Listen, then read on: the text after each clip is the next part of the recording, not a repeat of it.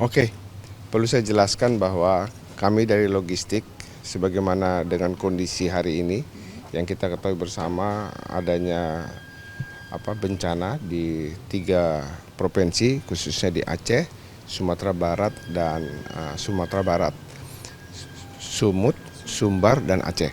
Nah, dengan kondisi seperti itu, kami dari Polri melalui logistik kita menyiapkan apa yang harus diberikan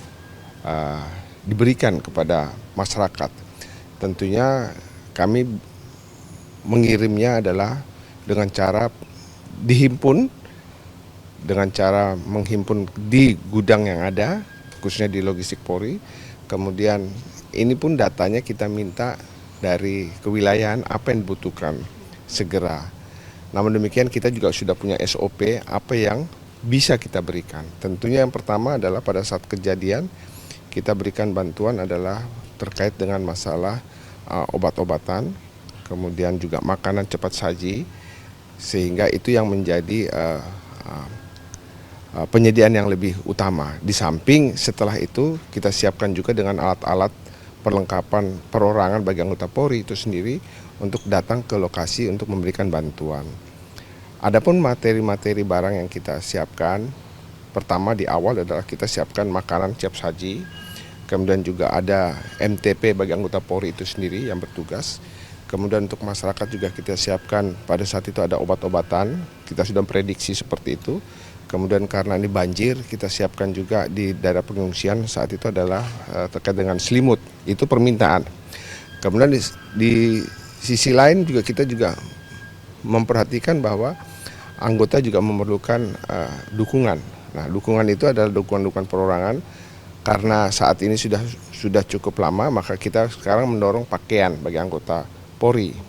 Itu sudah bertahap kita berikan, ada 600 pasang pakaian mulai dari atas sampai dengan di bawah, dan sekarang akan diluncurkan kembali oleh Polri 10.000 pasang pakaian yang akan kita dorong kembali. Nah, berkaitan dengan bantuan masyarakat itu kita berikan diantaranya adalah makanan cepat saji, kemudian untuk bayi dan anak-anak kita juga siapkan makanan bayi, kemudian bagi wanita kita siapkan seperti yang kita lihat bahwa wanita tentu kondisinya seperti kehidupan normal wanita, yaitu kebutuhan wanita. Kemudian pakaian juga kita berikan kepada masyarakat. Nah, itu dikirim secara bertahap menggunakan sarana yang ada di Polri, yaitu melalui Pondok Cabe, melalui Baharkam, Pol Air dan Udara, yang mana kita sudah siapkan juga dengan pesawat dan helikopter yang ada. Kemudian ada juga kita menggunakan maskapai penerbangan apabila ada barang-barang yang diperlukan. Dan untuk operasional itu Polri juga menyiapkan apa yang disebut dengan teknologi penguat jaringan, yaitu kita sebut namanya Wontek. Wontek ini adalah untuk membantu masyarakat pada saat terisolir, khususnya di daerah-daerah yang tertutup pada saat itu. Nah, itu yang sangat bermanfaat pada waktu itu, dan saat ini secara bertahap juga kita masih terus mengirim permintaan-permintaan bagi mereka. Beberapa waktu yang lalu sudah kita kirim juga ada genset, water pump, kemudian ada senso dan sebagainya, skop, ya. Nah, gerobak dorongnya. Ini sekarang pasca banjir ini diperlukan alat-alat. Nah, ini yang tahapan berikutnya. Nah, termasuk kita menyiapkan juga, mohon maaf, diantaranya jenazah ini, kantong jenazah. Dan juga karena kita lihat bahwa ini banyak juga korban-korban di tempat lain, kita juga tahu kondisinya seperti itu, bahkan sampai dengan kain kafan pun kita siapkan. Nah, ini sudah terkoordinir dan dilaporkan kepada Bapak Kapolri apa-apa yang sudah kita berikan sampai dengan hari ini. Pak, ini bantuannya sudah dikirimkan ke berapa kalinya, dan kira-kira jumlah bantuannya ini sampai berapa ton sih Pak yang di?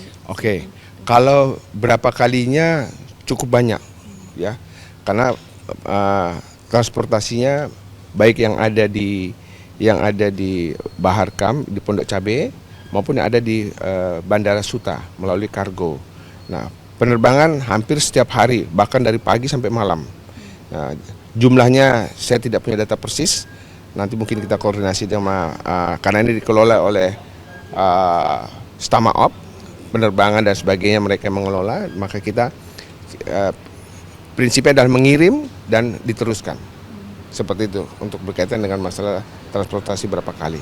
Kalau pendistribusiannya berarti melalui jalur darat atau Oke. lewat darat? Ya, kalau distribusi ini ada lewat darat, ada lewat udara. Nah, kalau lewat darat hari ini ada rencana kita kirim ke Medan ya, Sumut ya, sama Aceh ya. Ya, itu akan dikirim lewat darat, dikawal oleh kita.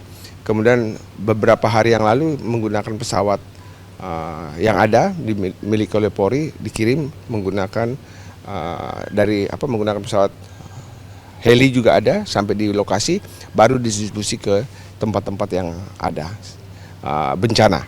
Terutama kemarin kita fokusnya ke Aceh Tamiang. Aceh Tamiang karena tertutup, alhamdulillah sekarang sudah bisa masuk semua barang-barang sampai di sana.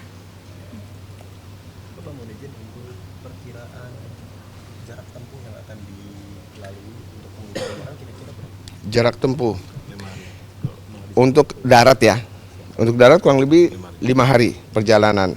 Nanti kita kawal, ada lalu lintas yang mengawal dari sini sampai ke daerah tujuan, sampai di tujuan.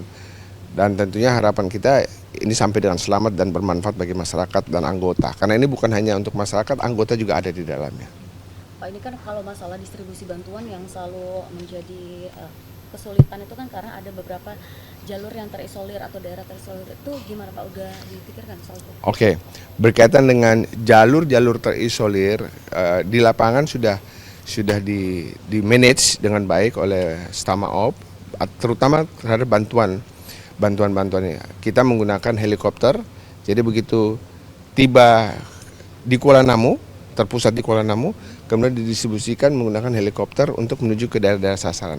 Apabila jalan darat bisa terpenuhi, maka dilakukan melalui jalan darat. Stay updated. Info terkini masih banyak. Jangan lupa subscribe, like, dan share YouTube official OKZone. Dan selengkapnya ada di okezone.com.